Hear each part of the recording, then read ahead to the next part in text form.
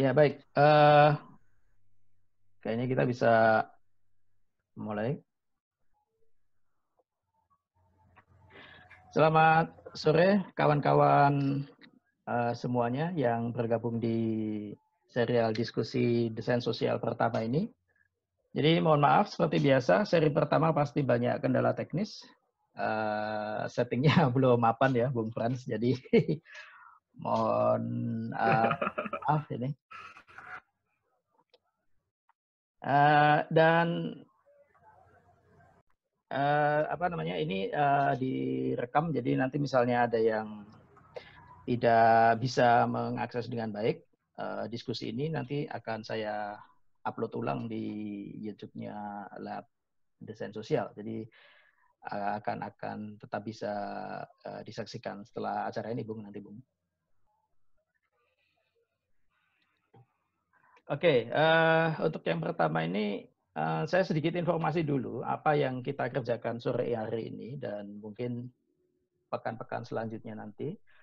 Jadi Laboratorium Desain Sosial ini mencoba membuat sebuah wadah yang baru, Bung, untuk mengakomodir isu-isu seputar desain, tetapi yang berkaitan dengan hal yang bersifat non-komoditas, non-komersial, semacam itu.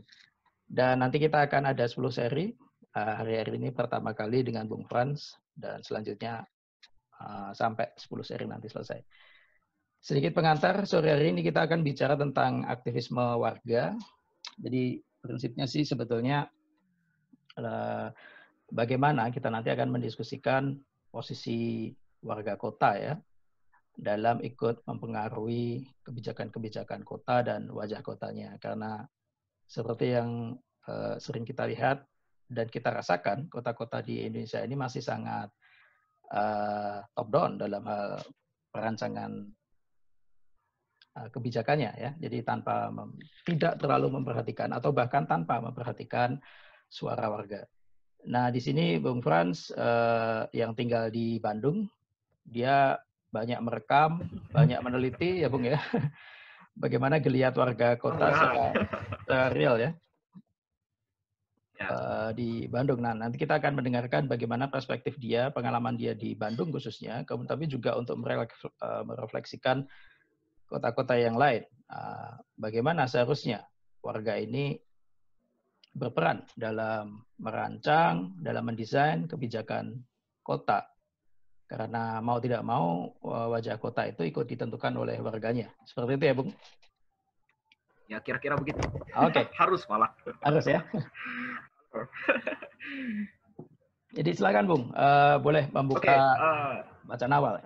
Terima kasih, Bung Andi. Ini saya merasa sangat terharu dan sangat surprise diundang di acaranya Lab Desain Sosial ini. Ini kira-kira ada 10 seri dan saya disimpan yang di paling depan, paling awal dari sedap gitu ya. Tapi saya coba mengutarakan apa yang memang sesuai diharapkan oleh Lab Desos ini terkait dengan bagaimana perubahan landscape kota, terus bagaimana juga perubahan yang ada di sekitar warga yang dia bisa berinteraksi.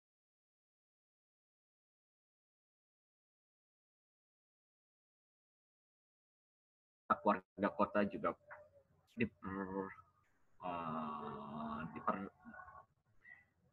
ingin diungkap oleh warganya sendiri, bukan hanya sekadar oleh kepentingan-kepentingan yang memang selama ini hanya menjadikan kota itu sebagai lanskap untuk akumulasi kapital dan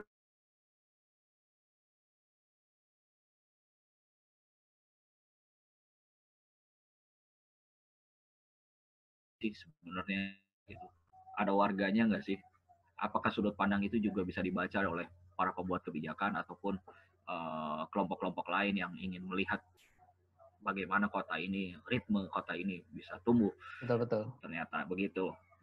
Jadi kalau saya bilang aktivisme warga, itu juga sebenarnya warga disebut sebagai aktivisme juga dia tidak perlu aktivisme, dia juga sudah berdaya gitu loh. Mereka juga sudah memiliki ruang produksi, ruang distribusi, dan ruang konsumsinya sendiri, termasuk ruang sosialisasinya sendiri, tanpa harus ada apa ya, skema-skema atau mereka sudah organik sebenarnya terbentuk. Tinggal bagaimana peran posisi-posisi yang berkaitan dengan, karena kita berada dalam satu ruang demarkasi negara, jadi state, negara, aparatus, dan organ-organ lainnya yang menjadi bagian dari warga itu bisa apa ya, bisa mix dengan dengan aktivisme atau keseharian warga yang organik tadi gitu loh. Jadi karena ini saya tidak akan bicara banyak teori, tapi saya hanya ingin mengungkapkan beberapa hal yang terkait dengan bagaimana tuh, karena saya tinggal di Bandung, saya coba merekam beberapa kejadian atau aktivitas-aktivitas yang memang muncul di warga dalam 5 tahun terakhir. Karena kalau boleh saya ungkap, 5 tahun terakhir ini Bandung sangat bergeliat luar biasa. Pertama, dia bergeliat oleh aktivitas warga kotanya, juga bergeliat oleh aktivitas pemerintahannya. Jadi itu bisa saling melengkapi, tapi juga bisa saling menegasi. Begitu ya? Gitu loh.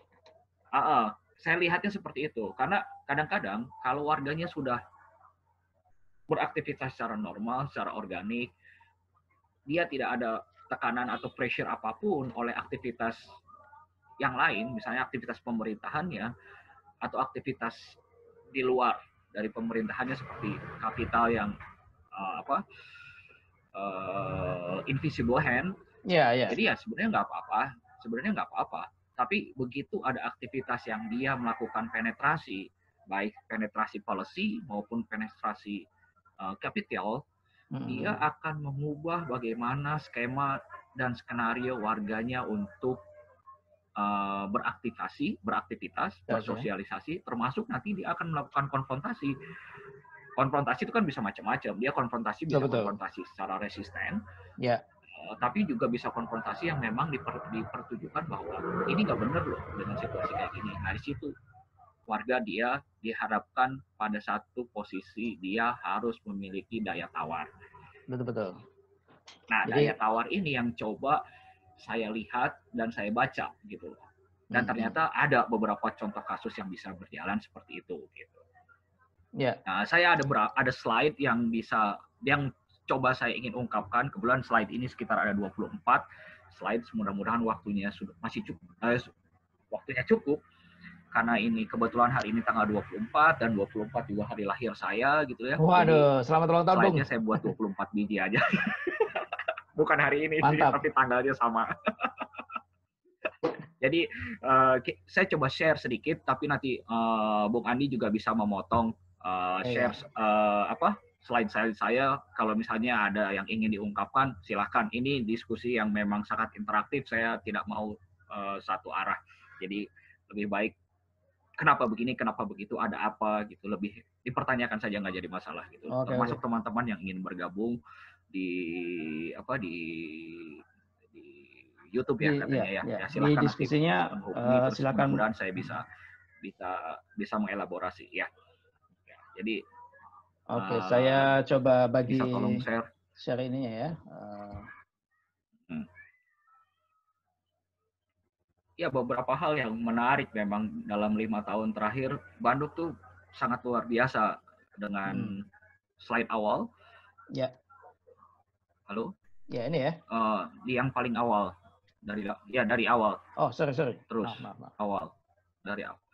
Ini di tengah. Ya, ini. Terus. Oke. Iya, jadi slide-nya seperti ini kira-kira. Jadi saya coba melihat bagaimana riuhnya kota, bagaimana juga riuhnya warga, termasuk riuhnya banyaknya kepentingan yang ada di satu ruang ini, yang kemudian warganya mau nggak mau harus beradaptasi secara sosial dan secara kultural, termasuk secara kapital, untuk dia bisa survive di kota ini. Saya mengambil contoh kota Bandung next. Jadi bisa lihat next slide. Halo, Bung? Ya, ini Ya, next gambarnya. yang ini Sudah? mungkin ya agak Ya, telat yang ya. Ya, Bandung. Oke, sorry nggak sorry. jadi masalah. Nah ini Nah, dia. ya, jadi kita bisa lihat bagaimana saya sebelumnya. Nah, ini saya bisa lihat bagaimana sebelumnya Kota Bandung. Ini peta Kota Bandung. Ya, Sebenarnya ini gambar-gambar per setiap kecamatan. Ada Cicendo, ada Bandung Wetan, dan lain-lain ya. Di sini peta ini seolah-olah secara ini menunjukkan bagaimana density, bagaimana kota ini sangat crowded di beberapa titik, tapi di beberapa titik lainnya juga mulai menuju ke arah sana. Jadi ini benar-benar lanskap kota Bandung bisa dilihat sangat crowded. Bisa dilihat dari sini representasi saya ingin tunjukkan seperti itu. ya, Next, ya. selanjutnya.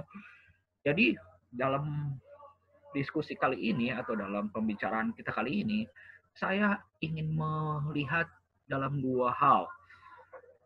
Dalam dua hal, kota ini ditunjukkan dalam praktik yang berdaya. Pertama adalah karena kenapa saya memilih dua. Yang pertama isunya penggusuran, yang kedua isunya tentang mutual aid. Ya, Terkait dengan penggusuran, yaitu tadi saya bilang, 5 tahun terakhir, kota ini mengalami penggusuran yang besar-besaran. Bung. Besar-besaran dalam artian dengan luas skup, ya. Halo? Halo, ini Dengan Bung luas kota. halo Bung, sebentar Iya, Bung. halo? Bung Halo? silakan ngomong bicara terus dulu aja, tapi nanti saya share-nya stop and go gitu ya. Uh, Oke, oke, ya, ya. oke, oke, oke. Ya, jadi seperti ini penggusuran dan mutual aid. Kenapa saya bilang penggusuran? Karena dalam 5 tahun terakhir, kota ini mengalami penggusuran yang besar-besaran, kebetulan dipimpin oleh wali kota yang memang wali kota ini memiliki daya imajinasi yang berkaitan dengan landscape perkotaan yang kalau boleh saya bilang sangat artistik, sangat arsitektural sekali karena latar belakangnya juga seperti itu. Ya, ya. Dan mungkin akhirnya menciptakan gentrifikasi. Nah, proses-proses penggusuran ini yang kalau saya tidak salah ada sekitar 5 kampung yang kemudian hilang dalam map kota Bandung. Dalam map yang tadi yang ramai itu 5 kampung hilang akibat penggusuran ini. Untuk apa tujuannya? Macam-macam tujuannya. Kepentingannya ya jelas, akumulasi kapital dan modal. Tapi kota, bayangkan kampung dihilangkan dalam peta. Orangnya terserah harus suruh pindah kemana, tapi peta, secara fisiknya, secara kulturalnya, 4 kampung itu hilang. 4 dan sampai 5. Yang kelima tidak berhasil ternyata. Jadi saya bisa bilang kenapa yang kelima tidak berhasil, karena yang 5 ini baru saja memenangkan secara litigasi di Mahkamah Agung. Baru 2 hari kemarin di Kampung Dago Elos. Nanti saya akan cerita lebih panjang. Nah, yang kedua terkait dengan kita kan sedang mengalami kasus COVID ini, pandemi COVID ini. Jadi saya bilangnya tentang saya ingin membahas tentang apa yang muncul dalam skenario mutual aid yang ternyata muncul dari secara organik dari kampung-kampung. Betul ya. Dari kampung-kampung kota ini yang dia melakukan aktivasi-aktivasi baik yang secara skala kampung maupun dia lintas kampung. Jadi mereka bernetworking ternyata. Dan pola itu dikerjakan walaupun tinggal di mana, tapi dia melakukan aktivasi di mana. Wah, Dia luar tinggal biasa di mana. ya. Jadi ini yang menarik dengan skenario. Iya, ini yang membuat kalau boleh saya sedikit berbicara lebih agak ego sedikit. Tempat lain belum saya lihat dia memiliki skenario yang semasif ini dalam konteks dia mutual aid dari berbagai sektor.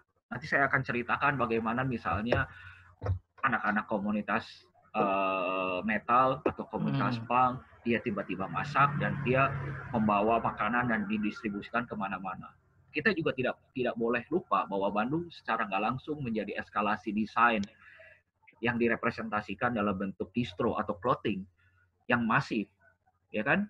Ya, ya. Nah, produksi disco, clothing dan distro itu kan kemudian macet karena adanya pandemi COVID ini. Betul. Mereka memproduksi apa selama ini akhirnya? Ya kenapa? Karena mereka teman-teman kita semua dan kita berjejaring bagus, bukannya berkompetisi. Kemudian kita coba meminta mereka atau mereka menyediakan masker karena kita kekurangan masker. Dan Anda coba bisa bayangkan dalam satu brand clothing, dia hanya menyediakan masker 12, satu lusin atau 2 lusin aja per 2 minggu gitu. Apa susahnya gitu? Nggak sulit itu. Bahannya tersedia, tenaga kerjanya ada, ya kan? Karena Ya, mereka ya. biasa membuat clothing yang lebih rumit, masker nggak akan rumit. Dan mereka mau melakukan itu. Bahkan senang sekali. Nah itu Walaupun ya. harus melabelkan band. Jadi dua skenario ini yang ya ini contoh-contoh, belum lagi yang misalnya yang tadi yang melakukan aktivasi penanaman. Kalau saya boleh bilang sebut urban farming itu, Ya, walaupun ya. saya juga tidak begitu suka dengan istilah itu, karena sebelum ada istilah itu juga orang sudah mulai beraktivasi dan mereka mulai mengokupasi lahan-lahan yang tidak produktif, yang tadinya tidak produktif untuk dilakukan skenario-skenario penanaman. Kita nanti bisa lihat, saya coba ceritakan selanjutnya. Jadi kalau dari sini, dari penggusuran, kita bisa lihat next slide. Bandung itu apa sih? Bandung itu ternyata kalau misalnya dilihat dalam konteks yang tadi saya bilang, 4 kampung hilang itu bukan hal yang sepele ya. Betul. Itu banyak ribuan orang tercerabut dalam sosial kultural, termasuk perumahannya dan lain-lain. Pendapatan, penghasilan, network, jaringan, kehidupan, social life, dan lain-lain, mereka tercerabut. Di satu sisi, Bandung mendapatkan penghargaan kota ramah HAM, tapi dia mencabut HAM-nya sendiri dari warganya sendiri. Oke, HAM-nya tidak kelihatan, tapi secara infrastruktur, itu kampung sudah hilang dalam peta. Gitu loh. Nggak akan ada lagi kampung Kolase, nggak akan ada lagi kampung Stasiun Barat, nggak akan ada lagi kampung Taman Sari, nggak akan ada lagi misalnya kampung Dago Elos atau kampung Jalan Jakarta. Itu udah nggak ada di peta. Jadi kalau kita melihat 2 tahun ke depan, itu nggak ada. Ya, kalau boleh saya potong sedikit, Bung. Silakan, Bung. Ya, silakan. Kondisi ini sebenarnya juga terjadi juga di kota-kota yang lain. Misalnya di Solo juga. Betul. Itu beberapa kampung-kampung juga sudah mulai boleh dikatakan menghilang ya, walaupun namanya masih gitu ya. Misalnya Kampung Purwosari itu nama masih ada, tetapi wujud kampungnya sudah nggak ada karena sudah berganti dengan blok-blok hotel, blok pusat perbelanjaan, sehingga secara realitas sudah tidak eksis lagi. Kalau kita mencari bentuk kampung hunian itu sudah nggak ada, Bung, di sini, Bung, di beberapa tempat ya. Ya, betul. Nah, karena kesadaran itu, jadi ini sebenarnya tugas lintas disiplin sebenarnya. Jadi kalau kita bisa melihat gampang, mudah saja kita melihatnya gampang. Kenapa ada muncul penggusuran? Pasti ada kong kali kong antara kebijakan dan investasi. Ya kan? Nah, kebijakan di-drive oleh siapa? Pemerintahan. Nah, investasi di-drive oleh siapa? Swasta. Walaupun nanti misalnya dalihnya macam-macam, gitu ya. Tapi dari mana kita bisa mengetahui bahwa kita tuh rentan gitu loh. Warga kota tuh warga yang sangat rentan terhadap penggusuran. Nah, dengan adanya lintas disiplin tadi, kita bisa melihat dari awal, kita bisa menskenariokan dari awal model atau cara pembangunan macam apa yang akan diterbitkan oleh pemerintah kota, yang kemudian dia akan berafiliasi dengan baik oleh bagian dari kerja pemerintahan kota sendiri maupun dia ditekan oleh investasi dengan dalih nantinya PAD, pendapatan asli daerah. Jadi kita bisa melihat rencana tata ruangnya pemerintah kota, itu yang paling sederhana. Lalu siapa yang bisa membaca itu? Ya saya pikir para arsitek, para planolog, yang dia biasa beraktivitas dengan isu-isu kota, mereka bisa membaca rencana-rencana tata ruang ini. Nah, rencana-rencana tata ruang ini kemudian disosialisasikan kepada publik. Contohnya, di Bandung itu ada skenario dalam rencana tata ruang Kota Bandung hingga tahun 2031, termasuk nanti kemudian dilengkapi dalam rencana induk pemukiman dan perumahan bahwa akan ada skenario pemukiman dan perumahan baru, termasuk nanti di-drive oleh kebijakan-kebijakan yang sifatnya nasional maupun internasional, misalnya dalam skenario kotaku, kota tanpa kumuh, dan lain-lain. Itu kan sebenarnya mismatch. Nah, mismatch ini yang kemudian warga kota harus tahu. Warga sipil yang lain, daerah kamu itu rentan loh digusur, suatu saat akan digusur. Ada 163 kampung 162 kampung yang akan digusur di kota ini. Kira-kira begitu dengan skenario-skenario tadi. Jadi kita bisa datangin itu kampung-kampung gitu loh. Nanti saya akan bicara lebih lanjut bagaimana kejadian-kejadian yang muncul di Taman Sari misalnya. Kenapa Taman Sari yang kemudian yang kemarin cukup ramai, kenapa kemudian Taman Sari ditarget? Karena dari 162 tadi, Taman Sari kemudian salah satu tempat yang memiliki nilai valuasi paling tinggi. Valuasi kapital, serta valuasi kemudahan untuk dilakukan dalam tanda kutip penghilangan. Itu juga valuasi bagi mereka. Jadi ini ada nilai yang nilai ini bisa sangat lekat. Kenapa satu tempat kemudian memiliki nilai kepentingan, terutama nilai kepentingan yang besar. Kita bisa lihat di sini di slide yang ditunjukkan ini. Makanya kemudian ada 2 kampung yang kemudian warga dengan sukarela dengan berbagai macam disiplin diaktifasi. Pertama adalah Kampung Dago Elos yang tadi saya bilang baru 2 hari kemarin akhirnya memenangkan gugatan di Mahkamah Agung. Jadi kemenangan warga, kemenangan warga atas lahan sekitar 6,9 hektar di Dago.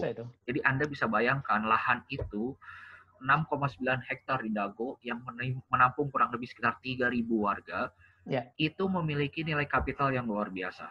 Nilai kapitalnya kalau bisa saya boleh bilang ya, harga lahan di situ di atas 2 digit sekarang per meter persegi. Jadi bisa dibayangkan lahan segitu berapa nilai kapitalnya, kenapa akhirnya investasi ingin masuk di arah sana. Tetapi kita juga harus melihat di situ juga ada kepentingan pemodal investasi yang ingin mencaplok lahan itu karena dia ada kesalahan kesalahan pembangunan supaya salah satu fasilitas hotelnya bisa bekerja.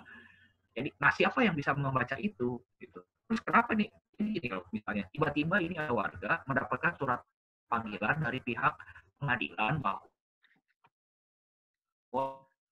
lahan warga itu digugat. Warga ada apa? Gitu loh. Jadi kita yang harus, semua warga yang memiliki solidaritas sosial atau solidaritas kemanusiaan bisa memberikan approach berbagai macam tindakan, masukan kepada warga, tapi biarkan nanti warga yang berbicara, bukan kita. Kita hanya coba untuk memberikan satu sudut pandang sesuai dengan disiplin keilmuan yang bisa membaca itu. Nanti ada orang hukum yang akan membicarakan itu, dia akan bekerja sebagai lawyer bagi warga, tapi juga ada orang-orang yang misalnya arsitektur, planologi, terus ada juga ada orang lingkungan yang kita bisa saling bekerja sama untuk melakukan itu. Dari awalnya seperti itu. Jadi awalnya misalnya akhirnya kita mencoba melakukan aktivasi kampung ini. Aktivasi Kampung Dago Elos. Itu makanya muncul yang pertama Festival Kampung Kota Dago Elos. Nah, Kampung Dago Elos ini kenapa tiba-tiba dia dijadikan target dari penggusuran tadi gitu loh. Karena ada satu bangunan besar, hotel dan apartemen milik investor yang dia sebenarnya secara desain arsitektural dia melanggar KDB dan KLB. Warga biasa nggak akan paham itu. Jadi dia tidak memiliki, ibaratnya dia tidak memiliki ruang terbuka hijau. Supaya dia bisa beroperasi, dia harus mendapatkan ruang terbuka hijau. Tetapi karena dia tidak memiliki lahan lagi, jadi ketika ada gugatan warga ini, ya udah ikut aja. Itu poin pertama. Poin kedua, bangunan ini diizinkan oleh pemerintah Kota Bandung. Izin bangunannya. Yang tidak ada dalam skenario apapun dalam pembangunan Kota Bandung akan membangun hunian tinggi di daerah situ. Ketiga, bangunan ini harus mendapatkan rekomendasi dari provinsi. Kenapa? Karena bangunan ini berada di lokasi apa yang disebut dengan kawasan Bandung Utara. Itu juga udah melanggar lagi. Gitu loh. Jadi berbagai macam skenario-skenario ini hanya bisa kita tawarkan kepada warga supaya warga juga menjadi memiliki satu kepercayaan bahwa kita tinggal di sini nggak salah gitu. Kita tinggal di sini nggak salah. Kita menempati tempat yang benar. Gitu loh. hanya ada segelintir orang, ada sebagian orang yang ingin merusak itu. Nah, setelah akhirnya dalam prosesnya, proses litigasi jalan, proses hukumnya jalan, tetapi juga kita harus mencoba merangkul warga untuk melakukan aktivasi warga. Jadi warga sendiri yang harus beraktivasi.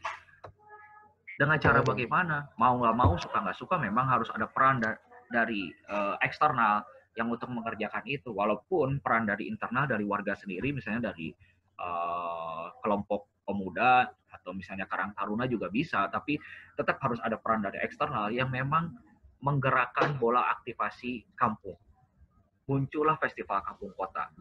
Jadi Anda bisa bayangkan, Mas bisa bayangkan, Festival Kampung Kota ini muncul tiba-tiba secara sebulan maraton penuh setiap hari dan memiliki acara besar di akhir minggu, tetapi di satu sisi pemerintah kota juga membuat acara yang sama dengan nama Seni Bandung. Gitu loh. Ini mana yang didrive oleh warga, mana yang nggak didrive oleh warga gitu loh.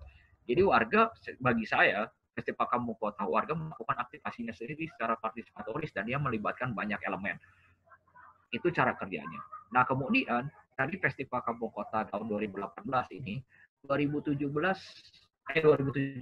langsung 2018 ada Festival Kampung Kota, Festival Taman Sari Melawan. Karena pada tahun 2018 di lain kampung ada satu kampung yang tiba-tiba diklaim oleh pemerintah bahwa itu tanahnya.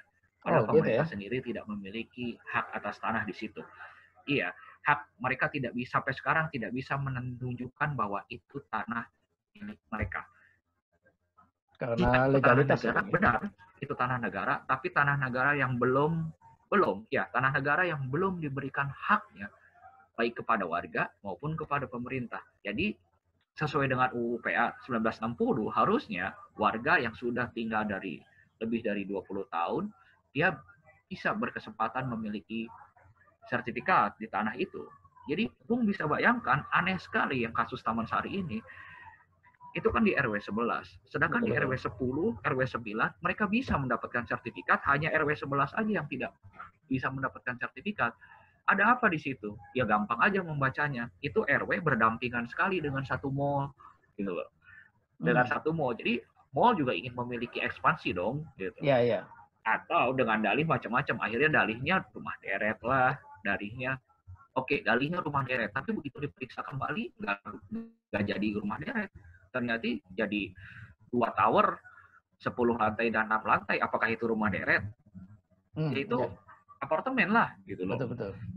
Iya, jadi dari situ juga muncul festival Taman Sari Melawan. Dari situ muncul juga. Jadi ini aktivitas yang sama.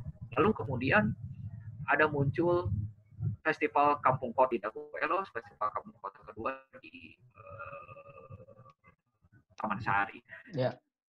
Ini sebagai respon dari semua elemen warga, termasuk beberapa banyaknya solidaritas yang di Bandung yang ingin menunjukkan bahwa ini ada yang nggak adil di kota ini. Bagaimana cara membacanya? Sebenarnya gini, kalau kita ingin melihat satu struktur kehidupan di kota, kita pelajari dulu struktur penguasaan lahan, tanahnya. Agrarianya kita pelajari dulu. Nah, kalau agrarianya kita udah bisa kita pelajari dan kita yakin bahwa itu ada yang salah di sana dan warga lebih memiliki hak dan lebih berkompeten untuk memiliki itu, kita bisa push habis gitu loh. Dengan berbagai macam teknis dan rencana kerja terutama.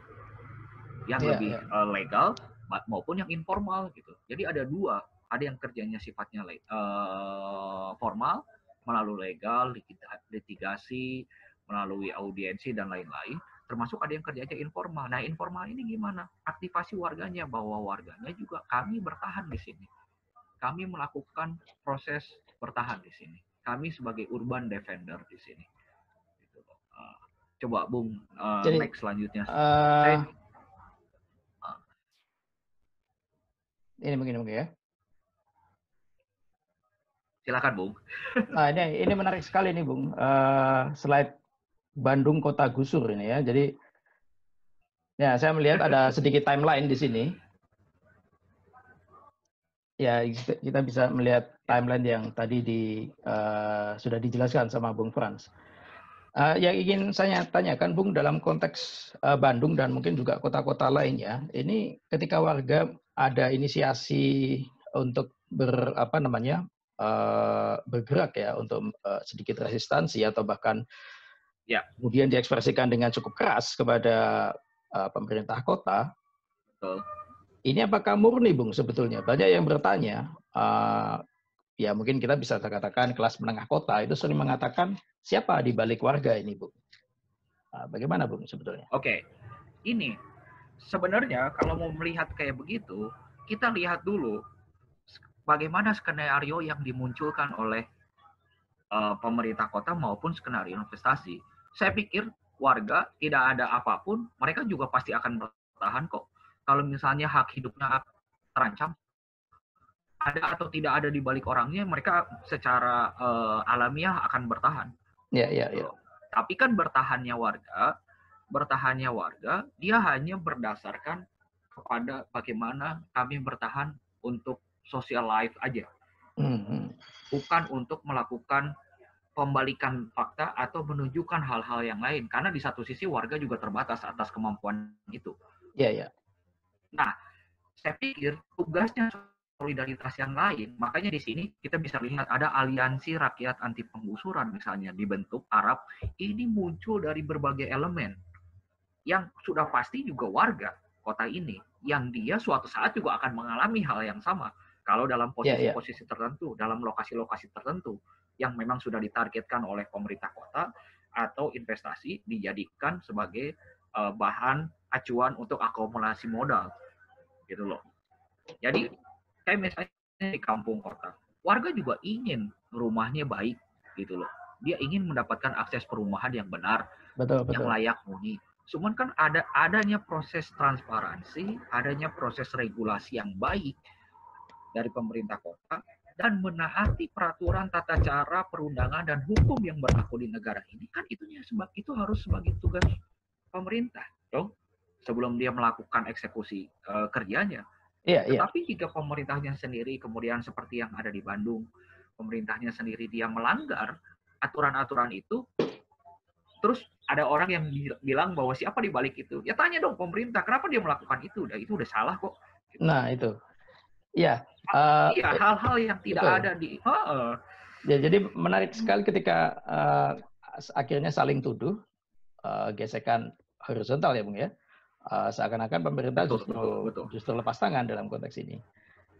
Nah, kalau kita tadi sudah bicara banyak tentang bagaimana warga ya, yang mereka mengorganisir diri, kemudian mereka mencoba untuk membuat sebuah gerakan gitu ya, melawan, katakan semacam itu. Tapi dalam pandangan Bung Frans, sebetulnya yang ideal itu semacam apa, Bung? Ketika kota mau membuat kebijakan gitu ya, terutama dalam konteks tata ruangnya, itu suara rakyat jelas atau warga harus diakomodir. Tapi yang aplikatif, yang realistis di konteks urban Indonesia semacam apa, Bung, yang bisa ditawarkan? Kalau menurut saya begini, pertama pemerintah dia harus benar-benar paham tentang regulasinya sendiri yang ada, yang melekat pada dirinya. Jadi ketika dia melakukan kayak pembuatan rencana tata ruang misalnya, malah saya lebih cenderung rencana tata ruang itu seperti politik mewarnai gitu loh. Jadi siapa suka warna bisa berubah gitu loh. Yang tadinya ruang terbuka hijau tiba-tiba bisa berubah menjadi ruang hunian. Ya hunian yang mana? Nggak mungkin tiba-tiba jadi ruang hunian skala kampung. Dia akan berubah menjadi ruang hunian skala apartemen kan? Iya, untuk warga, tapi warga yang mana gitu loh. Itu. Jadi pemerintah harus sadar diri bahwa ada tata cara perundangan yang melekat dalam dirinya yang harus dia taati dulu, harus dia baca dengan seksama dan baik. Kalau saya boleh ambil contoh apa yang terjadi di misalnya di Dagoelos misalnya ya, yang kemarin baru menang walaupun di pengadilan tinggi kalah, di pengadilan tapi di Mahkamah Konstitusi pengadilan negeri kalah, di pengadilan tinggi kalah juga. Tapi di Mahkamah Agung menang, warga yang menang. Ya, Warga yang menang di itu. Mahkamah Agung. Berarti ada upaya warga juga ingin bahwa kami itu nggak salah gitu loh. Mereka sebagai pembayar pajak yang baik, mereka sebagai satu warga negara yang memiliki tata cara warga negara yang baik, mereka bukan warga negara ilegal, mereka menempati lahan itu secara hukum juga mereka bayar pajaknya gitu loh. Ya. Nah tiba-tiba pemerintah ingin mengambil itu dengan dalih investasi, seperti yang di Taman Sari. Kalau Taman Sari pemerintah kota sudah mengklaim bahwa itu tanah pemerintah kota, tapi sampai saat ini pemerintah kota tidak bisa menunjukkan legal aspek bahwa tanah itu adalah bagian dari aset pemerintah kota. Nggak ada. Okay. Gitu loh. Tetapi warga yang sudah ada di sana, yang sudah puluh tahun di sana, memang juga belum memiliki legal aset karena itu tanah negara. Kita balikin lagi merujuk ke tanah negara. Harusnya pemerintah kota juga menyediakan fasilitas untuk warga mendapatkan haknya sebagai warga negara untuk mendapatkan sertifikat sesuai dengan mandat Undang-Undang UU PA 1960. Gitu loh. Nah, itu pertama. Kedua, terkait dengan hukum yang melekat ya dalam diri pemerintah. Kedua, warga juga harus mulai aware dengan hak-hak dan kewajiban yang melekat dalam dirinya, baik secara individual maupun secara struktur infrastrukturnya, termasuk perumahan dan lain-lain, terutama perumahan ya. Dia harus tahu bahwa apakah di situ dia memiliki legal standing atau tidak. Dia harus tahu. Jadi kadang-kadang ini sampai sekarang ya, kalau saya boleh nanti Mas juga Bung Andi juga bisa boleh tanya kemana-mana. Warga itu nggak pernah paham apa yang disebut dengan tanah negara dan tanah pemerintah. Jadi seolah-olah tanah pemerintah itu tanah negara. Ya enggak gitu loh. Nah itu yang mesti disosialisasikan kepada publik. Nah tugas siapa? Orang-orang yang paham tentang itu. Jadi kalaupun misalnya nanti pemerintah melakukan skenario pembangunan dengan dalih partisipatori, partisipatori versi yang mana? Versi siapa gitu ya Bung ya? Betul. Versi siapa? Wong pembangunannya di daerah situ, yang terdampak masyarakat situ, kenapa dia melibatkan orang lain yang ada di situ? Jadi orang lainnya tuh siapa? Apakah dia kalau misalnya dia melibatkan developer, orang lain, ya developer juga partisipatori gitu loh. Cuman partisipatori secara kapital gitu ya. Dia adjust akumulasi modal untuk diterapkan menggunakan tangan pemerintah. Jadi ini yang mesti dipahami. Dan warga saya pikir makin ke sini dengan kemudahan akses media sosial, akses informasi, keterbukaan informasi semakin gampang, harusnya semakin mudah untuk kita semua men-sharing, saling berbagi, saling memiliki, saling bertukar informasi. Ya coba Anda bayangkan di Bandung itu ada 162 kampung yang dalam tanda kutip rawan akan dilakukan penggusuran. Walaupun yang baru kejadian adalah 4 dan kampung yang lain tinggal menunggu saja. Nah kampung-kampung yang 162 ini coba kita semua teman-teman yang aware dengan kampung yang ingin adanya keadilan spasial terbentuk di kota untuk mendorong warganya gitu loh. Jangan kita yang bicara, tapi warganya yang berbicara. Tapi warga harus berbicara juga dalam konteks yang benar. Dengan data yang benar, dengan dukungan argumentasi, data faktual yang benar. Bukan hanya sekedar dia berbicara atas dasar romantisme dan lain-lain. Enggak. Gitu loh. Zaman sekarang udah nggak akan dilihat. Betul. Hal seperti itu saya pikir. Jadi harus data by data. Argumentasi by argumentasi yang dia memiliki satu faktual yang kuat, data faktual yang kuat. Saya pikir seperti itu, Bung Andi. Betul. Kalau kita melihat kaitan antara tadi Pemkot gitu ya, dan kemudian juga ada warga yang ketika warga tidak terlalu aware dengan posisi legal standingnya, kemudian juga seakan-akan Pemkot juga tidak mau menjelaskan. Nah, saya tertarik ada satu pihak lagi, Bung, yaitu entah itu desainer atau arsitek sebetulnya yang lazimnya itu biasanya menjembatani antara kepentingan Pemkot ya yang mereka membuat kebijakan, kemudian di sisi lain ada warga gitu. Nah dalam tradisi kota-kota yang benar itu biasanya ketika Pemkot itu ya mencoba mendengarkan suara rakyat atau warga, partisipasi dari warga asli yang tinggal di situ, bukan pengembang dan lain sebagainya. Kemudian misalnya ada arsitek atau desainer yang terlibat untuk mengorganisasi proses-proses desainnya di situ. Nah, Bung Frans, bagaimana melihat posisi entah dia planolog, arsitek atau desainer dalam proses-proses kebijakan kota Indonesia ini masih hilang atau justru jadi kaki tangan Pemkot atau semacam apa? Ada dua yang saya temukan di Bandung, misalnya dalam konteks Bandung ya. Jadi memang kita nggak bisa pungkiri bahwa arsitek maupun planolog itu menjadi tangan kanan dari gerakan perubahan kota, baik perubahan yang memang didrive oleh oleh pemerintah, termasuk oleh developer, termasuk oleh pihak ketiga yang atas dorongan kapital, ataupun memang tangan kanan yang menjadi bagian dari perubahan kota versi warga. Karena apa? Ini frekuensinya sama, cuman cara membaca frekuensinya yang berbeda. Ada yang dia menekan dari atas, top down dan lain-lain dengan alasan pembangunan dan lain-lain, tapi juga ada yang mencoba masuk dari bawah secara bottom up yang ingin menunjukkan bahwa kita membutuhkan keadilan spasial yang sesuai dengan kebutuhan masyarakat. Ini dilema memang, sebagai misalnya mahasiswa yang kuliah planologi atau arsitektur, dia akan berada di dalam dua jurang yang sangat ekstrim. Yang satu dia akan berkompromi dengan kebijakan-kebijakan pemerintah, dia akan menjadi bagian dari kerja-kerja pemerintahan, dia develop swasta, tapi di satu sisi juga ada yang tidak memilih ke sana, lebih memilih lebih memilih menjadi bagian dari kerja-kerja arsitektural ataupun kerja-kerja perencanaan bersama warga yang partisipatoris, yang organis ya. Nah, ini yang organik. Ini kan moral etik sebenarnya. Betul. Terserah mau ditempatkan di mana. Mendukung warga yang ini atau mendukung warga yang ini. Itu saya nggak bisa salahkan dua-duanya, karena dua-duanya memiliki koridor masing-masing dan memiliki kepentingan kapitalnya masing-masing. Baik kapital secara struktural maupun secara personal. Tetapi ada juga yang tidak berniat untuk itu, ya hanya ingin membantu saja. Bahwa ada informasi yang tidak bisa dibaca oleh warga, dan kemudian para arsitek dan para planolog ini memberikan informasi itu agar warga memiliki daya tawar untuk ketika bertemu dengan pihak yang memiliki frekuensi yang sama tadi gitu loh.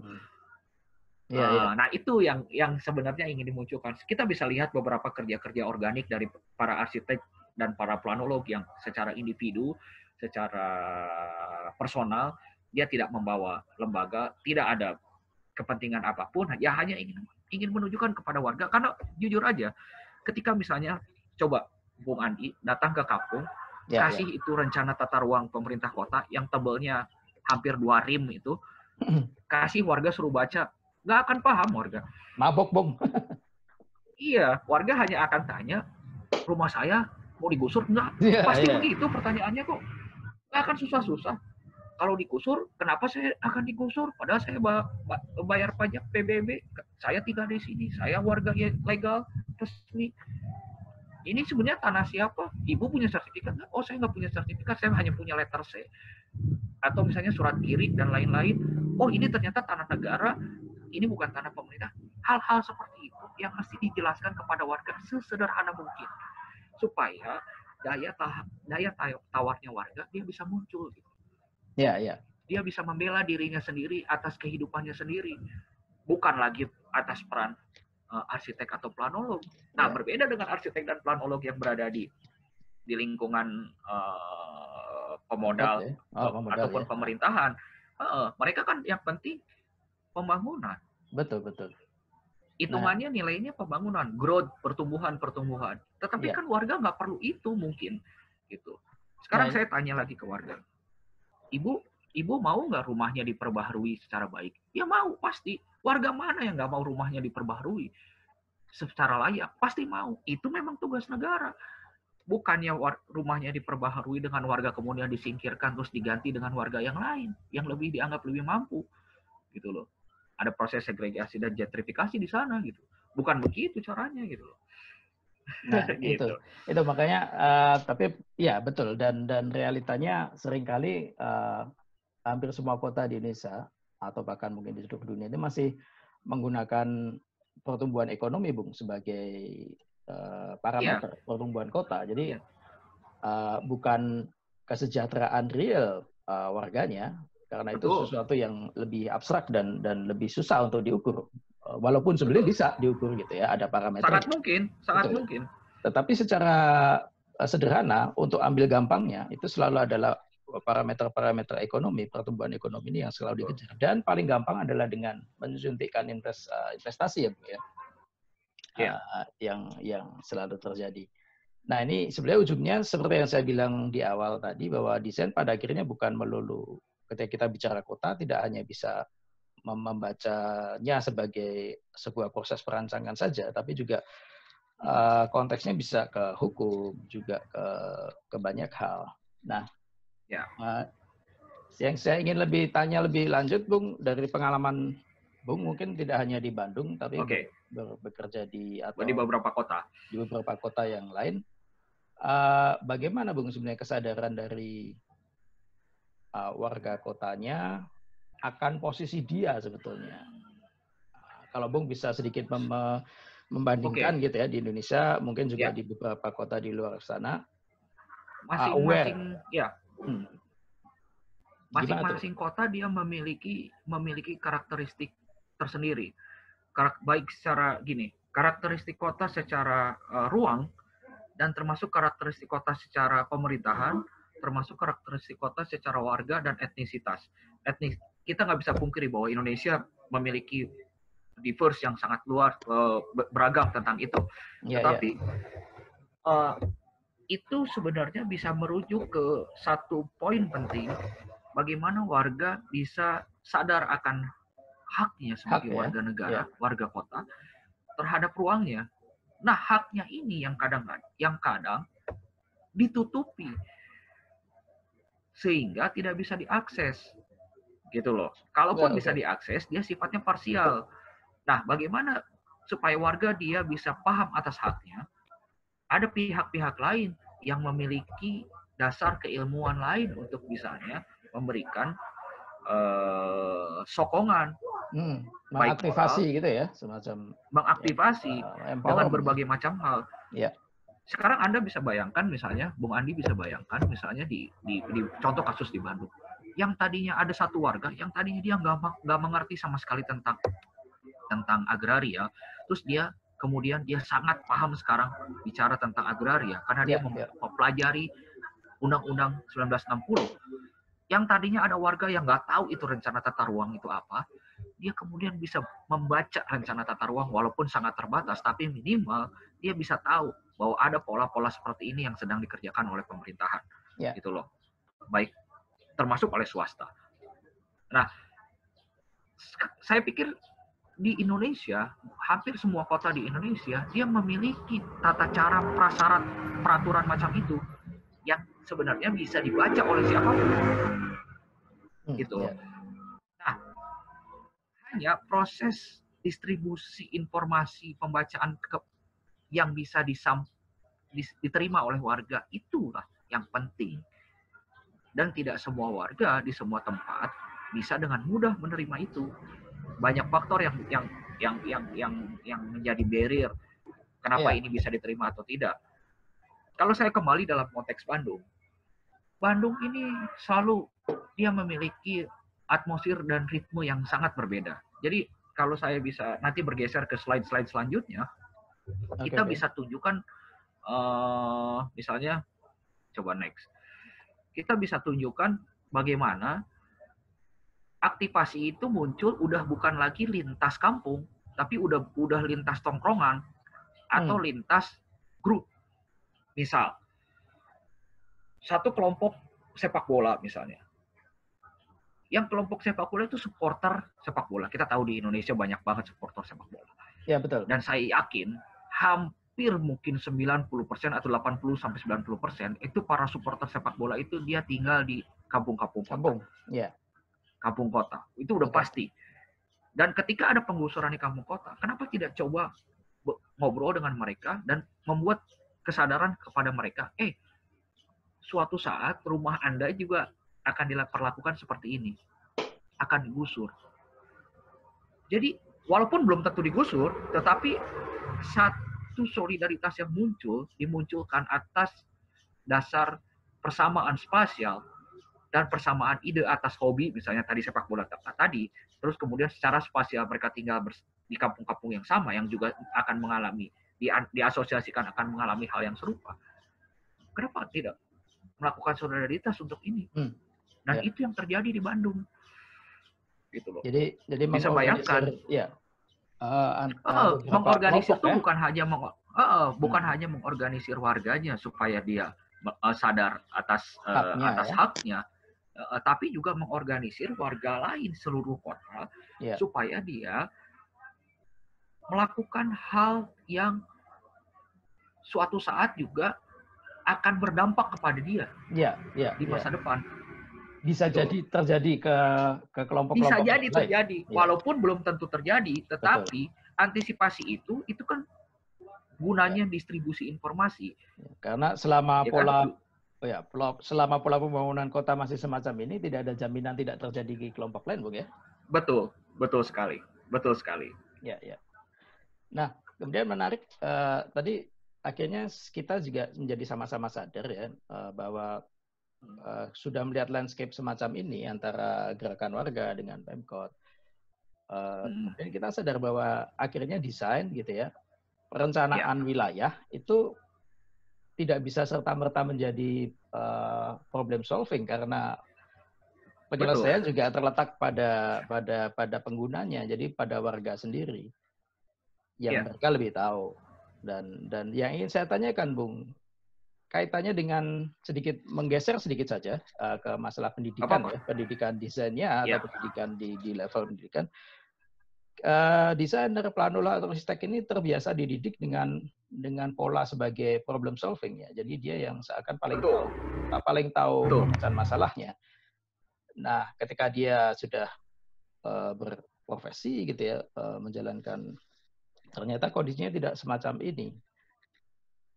Apa, Bung, yang bisa kita tawarkan, Bung, sebetulnya dalam konteks pendidikan? Sedikit bergeser, Bung. Oke. Sebenarnya mereka juga diajarin bagaimana caranya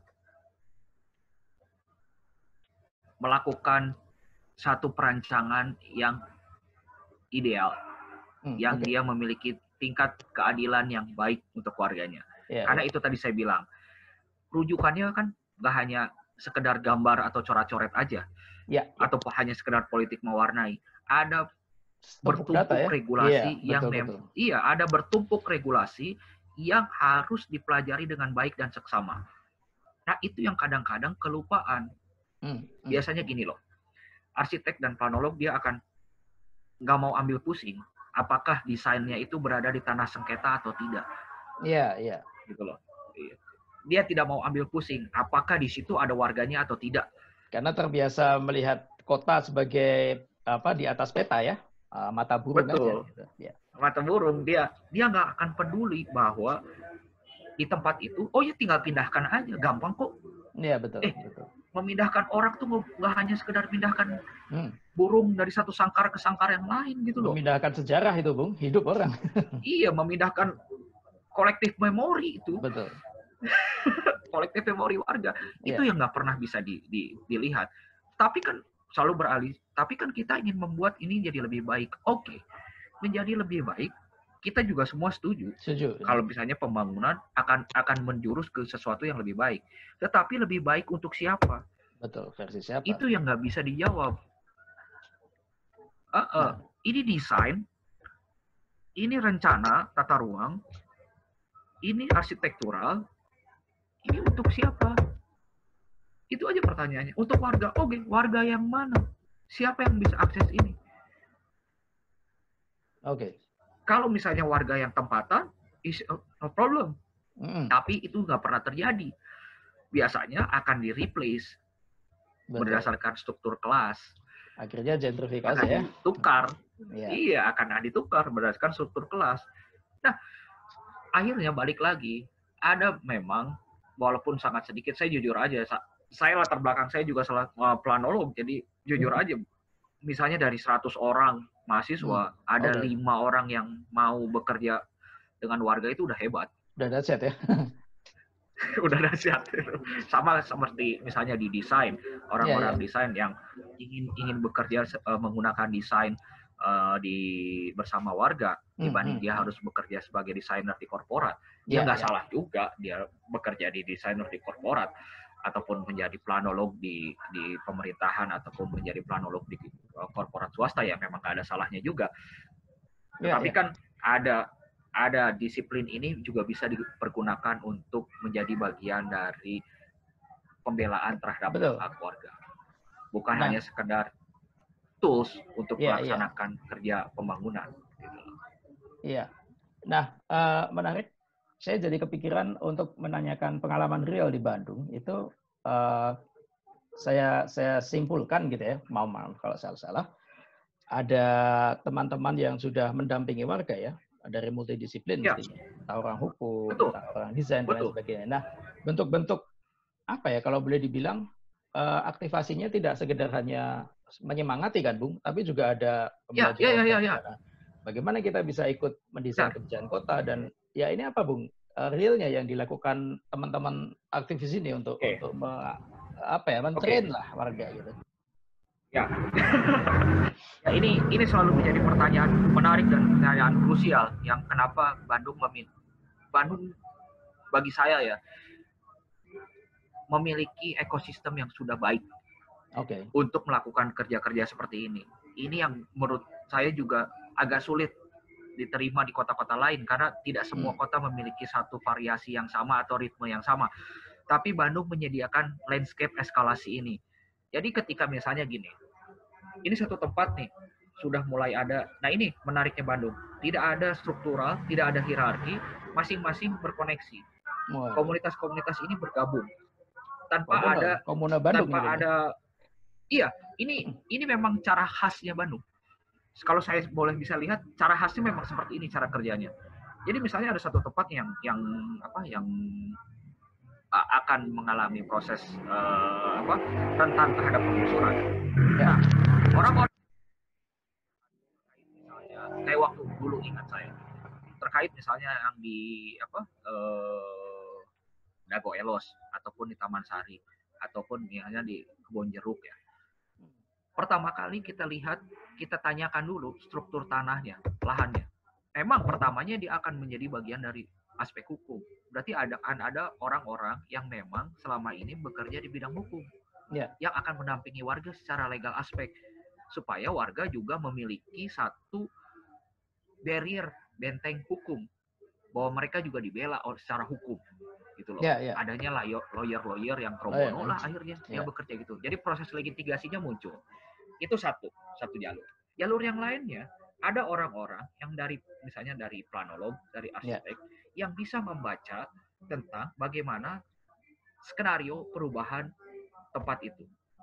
Nanti kita bisa dibacanya baik secara agraria, kita bisa dibacanya secara kebijakan, termasuk secara perundangan. Ini benar nggak nih skenario ini? Dan ini harus disampaikan kepada warga. Gitu loh.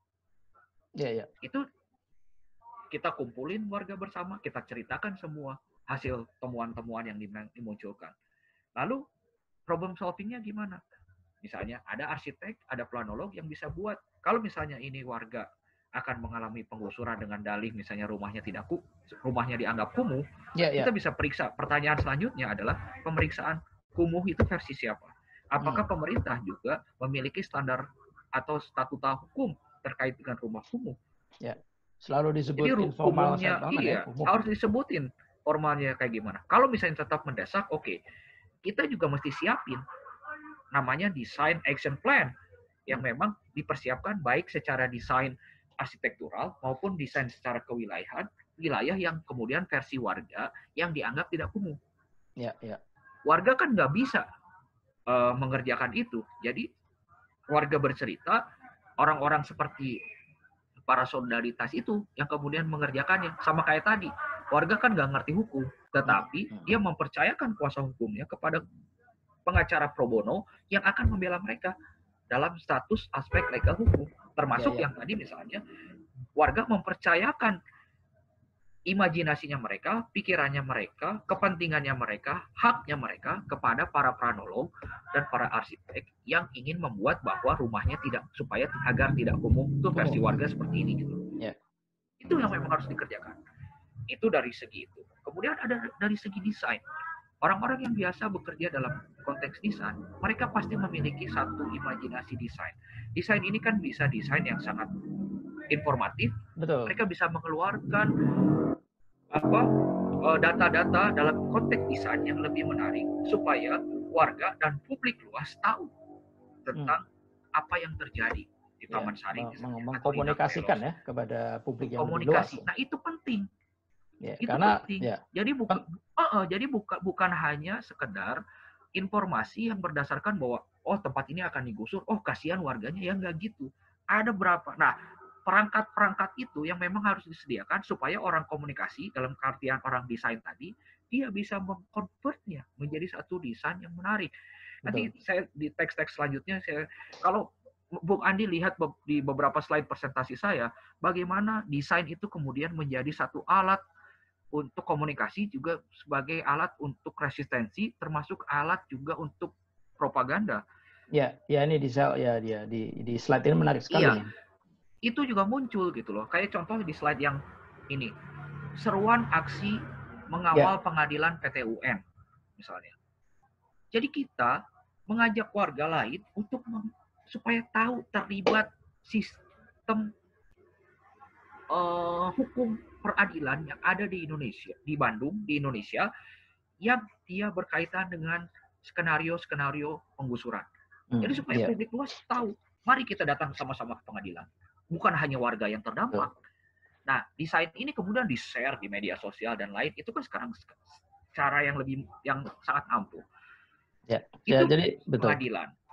Betul. Termasuk misalnya desain yang kita kan berhadapan dengan pemerintah kota misalnya.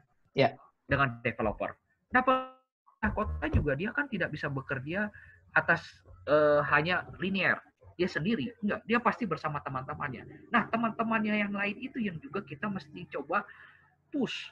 Misalnya, mari kita geruduk BPN. Ada satu desain. Mari kita geruduk BPN. Nah, BPN ini, dia kan yang memiliki hak di Indonesia untuk menentukan status lahan. Bukan pemerintah kota. Nanti kita tanya ke BPN, BPN, benar nggak tanah di situ? Tanahnya pemerintah? Oh, bukan. Ini tanah negara. Pemerintah belum mendapatkan hak kuasanya oleh negara. Nah, kalau gitu kenapa pemerintah menggusur? Nah, gitu loh. Termasuk misalnya tidak selain BPN, ada instrumen-instrumen pemerintahan lain yang juga bisa diakses oleh warga. Nah, sekali lagi memang warga tidak mungkin mengetahui itu kalau misalnya tidak didukung oleh teman-teman solidaritas yang lain. Misalnya, kita harus menanyakan kepada Komisi Informasi. Karena gini loh, kita sebagai warga negara kadang-kadang kesulitan untuk mendapatkan data dan informasi yang disediakan oleh pemerintah kota. Tetapi kita bisa mempergunakan tangan aparatur negara yang lain supaya bisa menyediakan akses informasi. Karena itu dilindungi Undang-Undang Keterbukaan Informasi. Kita suratilah Komisi Informasi supaya Komisi Informasi memberikan surat kepada pemerintah kota supaya itu membuka. Kadang-kadang itu ditutup-tutupin gitu loh. Tapi dengan mempergunakan tangan Komisi Informasi itu bisa tersedia. Termasuk tadi oleh BPN. Gitu loh. Kalau misalnya ada pelanggaran HAM, kenapa kita tidak menghubungi Komnas HAM? Dan semua itu sudah dilakukan oleh warga Kota Bandung. Gitu loh. Itu dari aspek legalnya, formalnya. Tapi ada aspek yang informal lain. Yang tadi saya bilang. Menarik ini, informal lain itu oleh apa? Yang informal lain itu yang bagaimana kelompok-kelompok kecil-kecil di semua kota Bandung itu saling berkolaborasi bersama warga untuk melakukan aktivasi ruang yang tadi saya bilang. Di slide selanjutnya mungkin Mas bisa lihat bagaimana itu apa, semacam okupasi gitu ya? Space activated. Betul. Jadi gini, proses warga bertahan itu adalah sistem pendudukan. Walaupun dia sebenarnya udah tinggal di sana, tapi bagaimana warga tetap bertahan di sana supaya dia mengalami kejelasan hak secara hukum yang baik sesuai dengan peraturan hukuman di kita, dan dia memperoleh keadilan informasi, keadilan ruang, keadilan hak yang memang menjadi yang terbuka. Sebelum itu dipenuhi, silahkan duduki tanah itu, silahkan duduki rumah itu. Gitu. Nah, bagaimana barrier itu terjaga? Warga nggak bisa sendirian, harus dilengkapi oleh perangkat yang lain, warga kota yang lain untuk solidaritas bersama. Nah, ekosistem di Bandung seperti itu udah muncul. Wah, ini menarik sekali ya. Udah terbentuk. Jadi masing-masing udah tahu kerjanya masing-masing. Kayak misalnya di yang pengalaman saya tahu ya, begitu misalnya ada krisis ruang, ini rentan. Ini para desainer udah langsung bikin desain. Para yang bisa membaca kebijakan, dia sudah menurunkan semua bahan-bahan yang kebijakan terkait satu tempat itu. Para planolog, para arsitek, mereka sudah siapkan skenario-skenario yang bisa memperkuat apa yang terjadi di sini. Memperkuat informasi ya, bukan untuk resistan, tapi memperkuat informasi. Dan informasi ini warga berhak tahu. Gitu loh. Itu sudah disiapkan. Orang yang ada di legal hukum, dia sudah siapkan untuk proses-proses pendampingan warga. Jadi semua lini sudah dikerjakan. Jadi semacam kalau misalnya pada akhirnya harus melawan gitu ya, baik secara legal maupun secara informal harus melawan, sudah punya amunisinya ya Bung ya, sudah sangat lengkap untuk amunisinya sudah tersedia gitu loh. Dan strateginya karena di sini yang tadi ya Bung Andi bilang, amunisinya itu kita udah zaman sekarang ya, maaf saya harus agak keras di sini, zaman sekarang kita sudah tidak bisa lagi berjuang itu hanya berdasarkan nilai romantisme ataupun belas kasihan.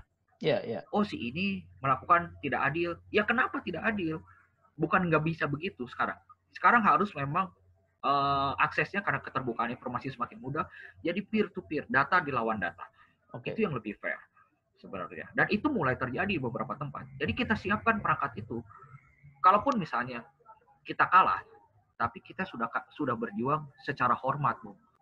Kita sudah berjuang secara hormat, kita sudah mempergunakan semua resource dan pengetahuan yang kita punya untuk membela hak sesama warga. Gitu loh. Oke, jadi kalau menarik sekali. Jadi kalau saya melihat di Bandung, kalau saya sedikit bisa memetakan tadi, di satu pihak teman-teman yang mendampingi warga itu bergerak untuk menyiapkan amunisi gitu ya, entah itu dari data hukum, posisi legal formal.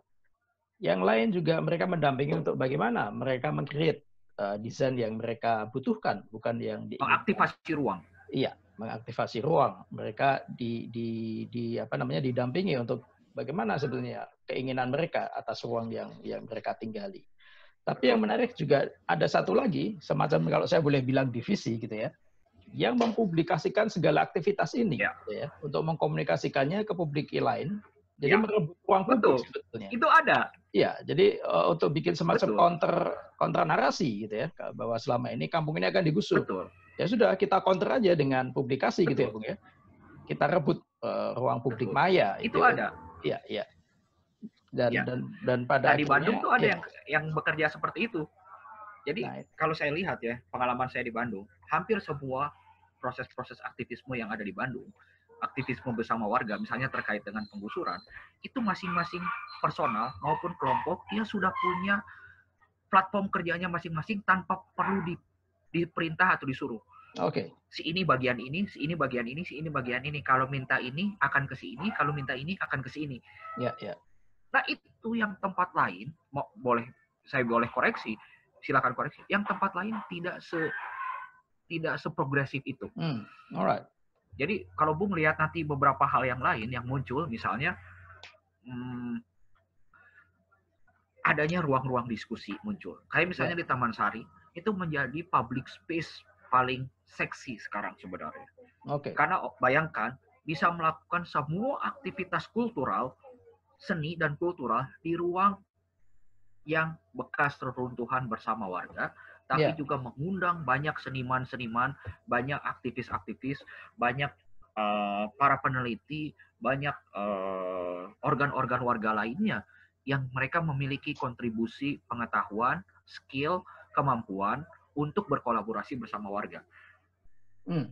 Mulai dari acara musik, mulai dari acara nonton, mulai dari acara nonton film, acara nonton bola, acara diskusi, baik diskusi yang isunya politik maupun diskusi yang sifatnya sangat formal sampai seperti launching buku, baik musik underground, punk, metal yang keras-keras, hingga musik balada dan keroncong ada di sana.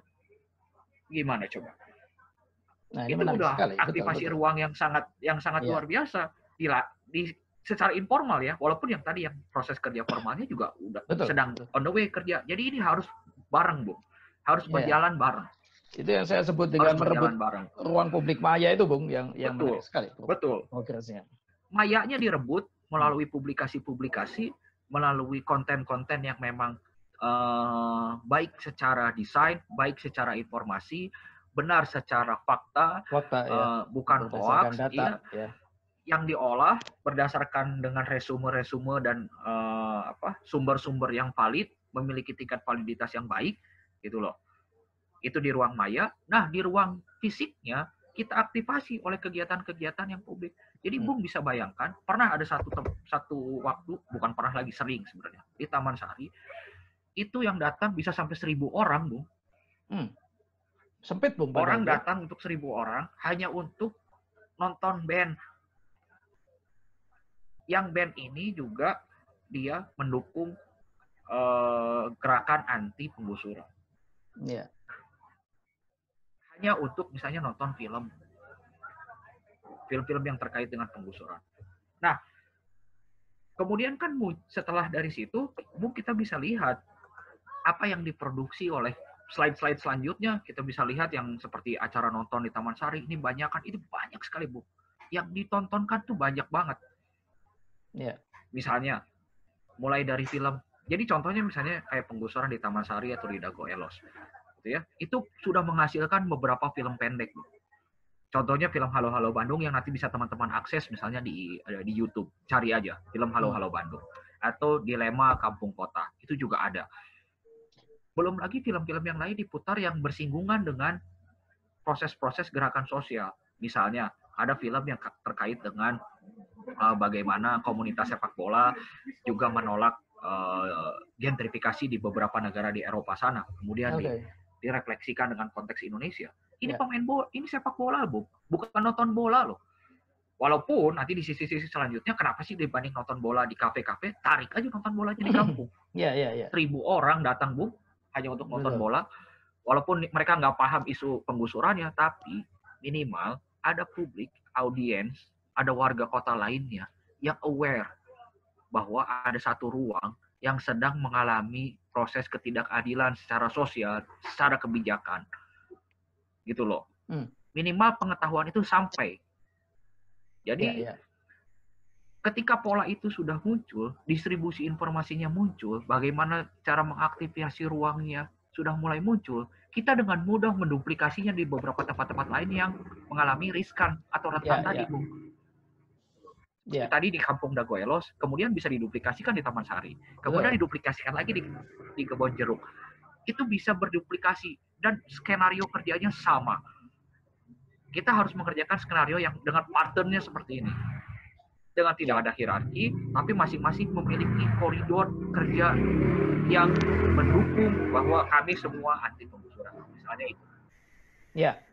Nah, dengan berbagai keilmuan yang dimiliki ya. Betul.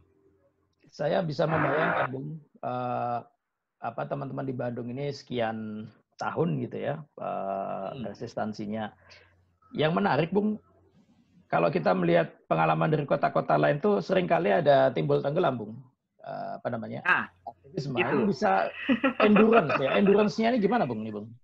Nah, itu makanya tadi saya bilang, kalau timbul tenggelam itu karena memang dia keterbatasan untuk mereplikasi solidaritas, mereplikasi voluntarity. Right. Itu. Jadi terbatas misalnya. Kalau di beberapa kota misalnya atau beberapa tempat lain hanya misalnya ya sekian belas orang, sekian puluh orang, atau yang dia memang hanya orang-orang yang aware dengan isu ini aja, energinya habis, Bu. Nah, Ya. sekarang strategi menyiapkan energi itu penting supaya endurance-nya dan durability-nya dan sustainability dari gerakan itu tetap terjaga. Bagaimana betul, dengan betul. caranya? Contoh yang pengalaman teman-teman di Bandung misalnya ya, kita nggak perlu terus harus melakukan aktivasi atau resistensi itu secara keras, konfrontatif, dengan diskusi-diskusi berat, dengan isu-isu yang sangat heroik dan lain-lain. Enggak. Kita dengan nonton film layar tancap atau dangdutan atau musik untuk mengundang teman-teman di tempat lain yang ingin mendapatkan tempat itu datang sendiri, Bu. Nah, ini menarik Gitu ini loh. berarti. Iya. Mereka mau bahkan sorry ya, di Taman Sari itu sampai menolak beberapa orang-orang untuk dia melakukan konser, Bu. Gitu ya. Karena jadwal penuh, bayangkan. Gila Karena ya. jadwal penuh. Harus booking jauh-jauh hari berarti. Hari ini apa, hari itu. Iya, harus booking jauh-jauh hari. Hanya supaya, nah di situ bagaimana keterlibatan warga. Warga dilibatkan. Misalnya ada sumbangan sukarela untuk mengadakan aktivasi ruang warga. Nah, itu untuk warga semua. Warga silakan misalnya berjualan. Warga silakan melakukan kegiatan ekonomi lainnya supaya ketika acara berlangsung juga warga nggak hanya sebagai penonton aja. Warga juga silakan terlibat dengan berbagai macam tempat. Walaupun warga tidak menjadi bintang tamu, tapi betul. mereka sebagai tuan rumah yang sebenarnya. Gitu loh. Warga harus tetap menjadi tuan rumah. Ya. Gitu loh. Supaya dia merasa dihargai sebagai warga, dihargai bahwa ada teman-teman warga lain yang ikut bersolidaritas terhadap dirinya. Karena itu message paling penting, pesan paling penting itu di sana. Ya, saya kira kuncinya itu, Bung. Jadi untuk mempertahankan endurance ataupun sustainability dari aktivisme ini adalah warga ya yang harus memang merasa bahwa mereka adalah aktor utama sebetulnya dalam kerja-kerja ini. Ketika mereka merasa menjadi aktor utama, mereka akan bertahan terus. Ya. Mungkin teman-teman yang mendampingi bisa berganti generasi, tapi ketika warga terus bisa sustain, itu berganti. Iya. Beberapa teman-teman yang lain nggak selalu ada di sana. Betul. Mereka bisa berganti dengan berbagai macam aktivitas lainnya. Jadi orang udah mulai clear, udah mulai cair. Kayak misalnya di sini, Bung. Kalau Bung lihat slide selanjutnya, jadi nggak harus tadi nonton. Bahkan acara pengajian bersama pun ada. Tausiah bersama Ustadz. Tapi di sisi lainnya ada pasar, ada market, ada pasar melawan. Ini tradisi pasar yang memang, jadi semua orang, pedagang bisa datang apapun, membawa barang apapun, didistribusikan di sana, berjualan, trade, macam-macam skenarionya. Itu juga muncul, selain tadi proses musik. Jadi, Bung bisa bayangkan, spiral ininya, range aktivasinya itu nggak sempit gitu loh. Dia berada di semua lini sektor yang menjadi bagian dari aktivitas keseharian warga. Pasar melawan juga menciptakan ruang bagi warga kampung supaya dia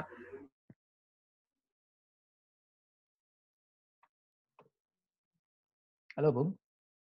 juga tetap tersedia marketnya gitu loh. Iya. Jadi hal-hal seperti itu yang memang harus disediakan. Kalau Bung lihat selanjutnya, slide selanjutnya. Ya. Nah, ini yang saya bilang tadi. Ada yang versus itu ya, Bung ya? Iya. Oke.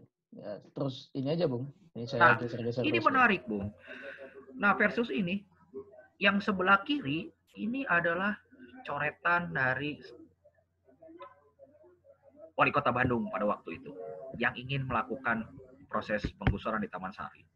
Tetapi kemudian ada warga lainnya yang menyiapkan coretan tandingan dengan sudut pandang dan preferensi yang sama. Tetapi angle-nya beda. Ya. Keberpihakannya beda. Gitu loh.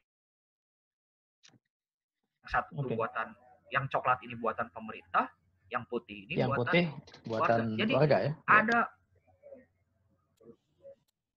warga, salah seorang warga. Bukan warga, salah seorang solidaritas lah. yang muncul. Iya, ini untuk melawan counternya macam ini gitu loh. Jadi jelas counternya, apple to apple. Yang ini di sini. Jadi sama gitu loh. Jadi publik akan disediakan dua informasi. Yang satu versi pemerintah, yang satu versi warga, versi solidaritas. Nanti tinggal bagaimana publik membaca itu, di mana hatinya akan berada. Ditawarkan ini kan bagian dari ini kan bagian dari advokasi desain. Betul. Saya bilang. Dan sebenarnya juga bagian dialektika ya. Ada versi pemerintah, kemudian ada narasi, ada counter narasi. Ya, betul. Sama semua. Cuman ininya beda, keberpihakannya beda. Menggunakan satu platform yang sama, menggunakan keilmuan yang sama dan kemampuan yang sama. Gitu loh, sebagai arsitek dan panolog. Ya. Tapi keberpihakannya beda, datanya berbeda. Gitu. Nah, kita bisa lihat, mungkin kita sudah mau menjelang akhir, Bung. Satu segmen lagi mungkin. Nggak terasa, Bung. Oke. Nggak terasa ya? Mungkin next terasa. time bisa sambung. Boleh. Harus, Bung. Ya, yang menarik begini, Bung. Ketika saya melihat di Bandung ini, boleh saya bilang solid gitu ya. Aktivisme warganya solid dan secara real ada kekuatan masanya. Nah, yang menarik dalam landscape politik praktis kota di Indonesia, kita ngomongin pilkada, Bung, ini, Bung. Biasanya, Bung, partai gitu ya, itu selalu melihat, Bung, ketika ada masa yang real gitu loh. Nah, akhirnya jadi bisa ditunggangi, Bung, atau dimasuki, Bung, aktivisme. Sedikit, Bung, saya sambung sedikit. Konteksnya dengan di Solo gitu ya. Di Solo lagi menarik, Bung, karena anak presiden mau nyalon jadi wali kota. Kan dia tiba-tiba muncul gitu loh, tiba-tiba muncul. Nah, kalau saya ingin bertanya gitu ya, dari pengalaman dari Bandung ini, adakah, Bung, pernah nggak gitu loh ingin dipakai gitu loh teman-teman aktivisme rakyat ini untuk mendukung calon misalnya, atau punya ide apa teman-teman ini ketika ingin ada gelaran pilkada gitu? Kalau di cara skenario teman-teman di Bandung bekerja, itu mereka menghilangkan semua itu. Jadi ketika ada yang masuk tolak, siapapun yang mau masuk mau pakai skenario apapun, gitu ya, kami berpihak kepada Anda, mau partai, mau ormas, mau apa, tolak. Nah, penolakan itu harus meyakinkan warganya. Warga percaya siapa? Biasanya karena teman-teman solidaritas ini memang sudah engagement lama, mereka akan lebih percaya ke teman-teman solidaritas.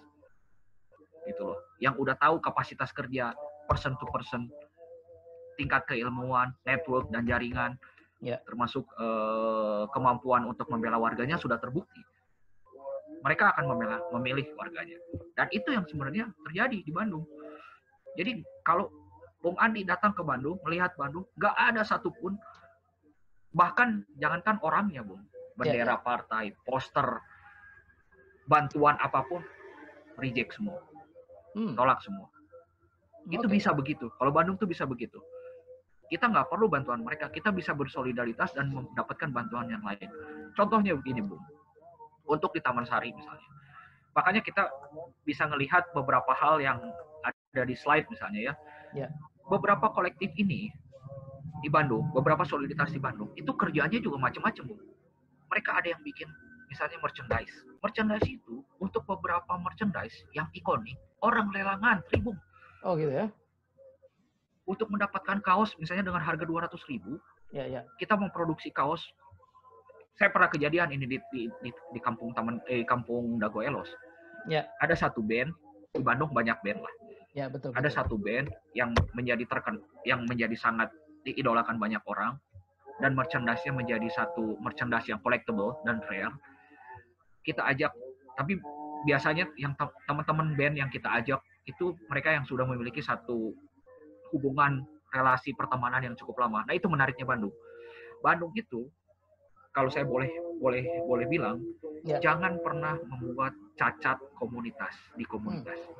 Karena sekali membuat cacat di komunitas itu, Anda akan sulit lagi Masuk ya? mendapatkan Iya. network jaringan itu. Oke, Bung. Sulit sekali. Jadi itu yang penting. Jadi ketika ada band datang, kita bisa ngumpulin uang puluhan juta cepat sekali, Bung. Ya. Hanya untuk menjual merchandise.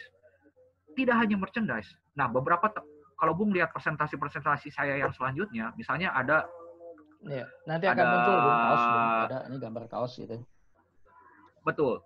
Ada misalnya presentasi saya selanjutnya yang terkait dengan misalnya bagaimana warga solidaritas ini membuat CD musik. Iya. Semua dikumpulkan, mereka bisa membuat CD musik itu. Ada benefit to organize, nama CD-nya organize. CD itu memang diproduksi sekian ribu untuk membiayai bagaimana gerakan-gerakan sosial supaya warga juga bertahan gitu loh. Kadang warga ada yang kehilangan pekerjaan akibat proses-proses ini. Bagaimana mengcover kehidupan mereka. Itu sumbangan itu untuk warga semua. Dan validasi dan transparansinya memang teruji. Ya. Kita nggak bisa main-main di situ. Gitu loh. Oke, Bung. Nah, teman-teman nggak bisa main-main di situ. Gitu. Ya, akhirnya muncul banyak solidaritas yang memang muncul gitu. Kalau Bung pernah dengar waktu penggusuran di Taman Sari misalnya, ada tiba-tiba supporter dari Jakarta, Jackmania, yang dia menolak ada ininya, ada posternya itu. Penggusuran tidak mengenal klub dan kebanggaan. Solidaritas untuk Taman Sari. Belum pernah ada kejadian. Viking dengan The Jack itu bisa bekerja sama, bisa menyatu. Jarang sekali ada kejadian. Dan ini dipertemukan oleh momen solidaritas yang namanya aktivasi penggusuran. Ini nggak pernah kejadian. Saya juga cukup surprise dengan kejadian ini. Ini poster yang dibentangkan di sebuah pertandingan ketika Persija akan melakukan pertandingan di Gelora Bung Karno.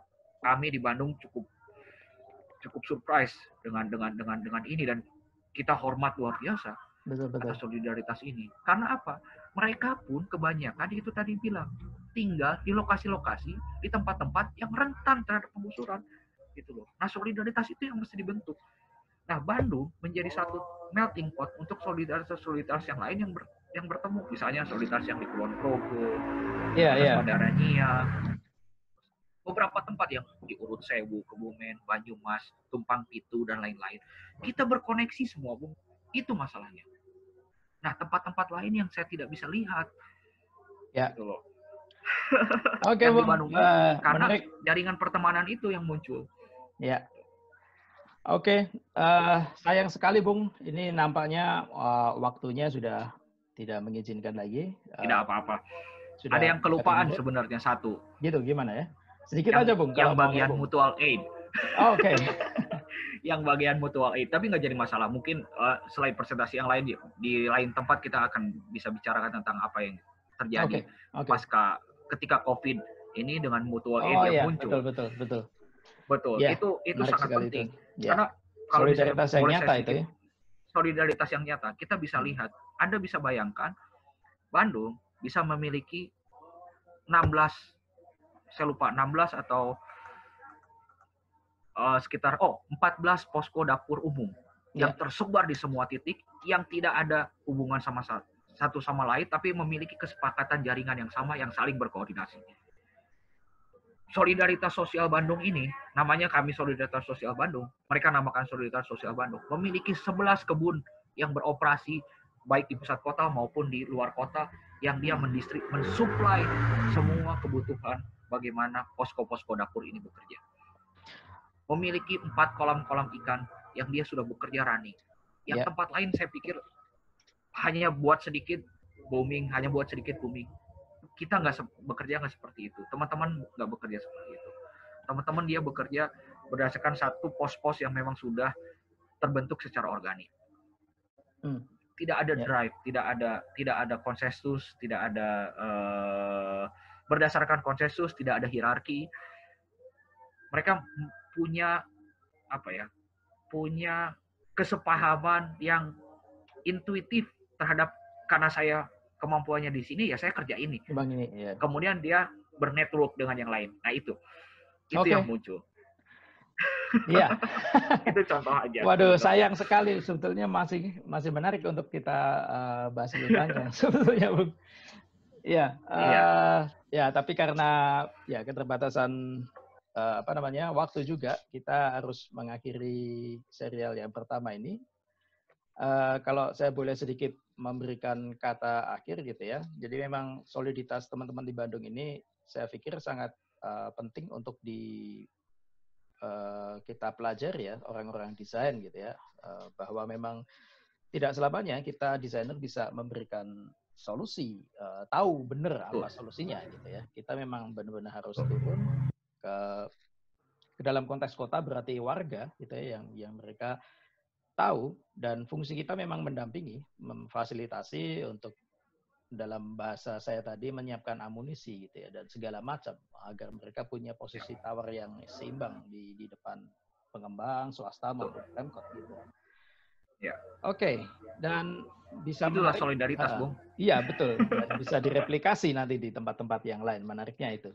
Suatu Harus, saat saya harus harus ke malah. sana langsung, Bung, untuk ngobrol dengan teman-teman di sana, Siap. akan menarik sekali nanti. Oke, pemirsa semuanya, saya sangat berterima kasih sekali masih, ada yang menyimak, diskusi ini. Saya mohon maaf, banyak sekali kendala teknis di seri yang pertama ini, nanti kita akan perbaiki ke depannya. Dan Bung Frans nanti mungkin ke depan kita akan dengan bentuk yang sedikit lain ya, tidak diskusi semacam ini, kita akan membahas Bandung dengan kerja-kerja bersama yang lain, Bung. Betul. Terima kasih. Bisa kita Terima kasih lakukan. juga Bung Andi, terima Ya, kasih Lab Desain Sosial, terima ya, kasih ya. juga kepada yang sudah menyimak ini. Ya semoga ini bisa bisa menginspirasi banyak orang, Ya, ya. menginspirasi kota-kota lain juga untuk menduplikasi hal-hal yang sama. Betul, Karena Bung. bersolidaritas, berlawan, termasuk resisten, itu Ya, juga ya. harus dilengkapi oleh banyak prasyarat dan Tepat semua sekali. harus Ya, tersedia. tepat sekali, Kalau Bung. kita sudah melakukan ikhtiar itu, Ya. kalaupun misalnya kalah, kita kalah terhormat, Bung. Terhormat ya. Kita sudah berjuang semampu kita, kita sudah berjuang dengan terhormat. Jadi Ya, ingat kata-kata Pram ya. apalagi betul. Betul. Ya. Oke. Oke, saya pikir itu tadi ya menjadi penutup yang menarik, Bung Frans. Terima kasih atas waktunya. Kita akan juga, bertemu. Ya, kita akan bertemu di seri-seri selanjutnya. Terima kasih. Terima kasih. Selamat sore. Selamat sore, Bung.